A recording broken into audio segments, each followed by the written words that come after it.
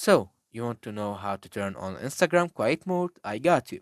Quiet mode is a feature designed to help you focus by silencing notifications and letting your followers know you're taking a break from the app. To enable it, open the Instagram app on your mobile device and then tap on profile picture on the top bottom right of the corner. Then tap on the three horizontal lines in the top right corner to open the menu and select settings and privacy. Scroll down and tap on notifications.